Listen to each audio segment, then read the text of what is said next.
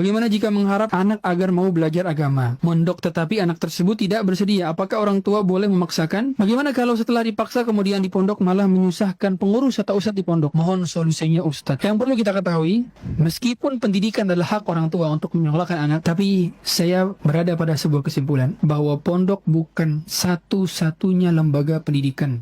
Bukan satu-satunya lembaga pendidikan. Bila memang anak Anda tidak dipondokkan dan hal demikian bisa dilakukan, maka tidak ada masalah. Meskipun saya adalah lulusan pondok dan saya sangat merasa bermanfaat ketika di pondok, tapi pondok tidak untuk semua orang. Dan saya sering menyampaikan berkali-kali, kalau tujuan ke pondok adalah untuk sekedar jadi ustadz, ini salah. Kalau tujuan pondok hanya untuk, tentu kita ingin anak jadi soleh, tapi itu bukan satu-satunya media, bukan satu-satunya tempat pembelajaran. Maka ketika memang hal demikian tidak bisa dilakukan dengan atas dasar kesadaran, maka Allah alam, kami lebih condong kepada pendapat bahwa dia bisa belajar agama tanpa pondok. Dan tentu kita tidak mendiskreditkan pondok, tapi berusaha semaksimal mungkin agar tidak semua hal. Karena begini, kami melihat beberapa fenomena, pondok itu jadi sekedar tempat pembuangan. Ini keliru. Akhirnya anak itu diancam, kalau main game mau pondokin.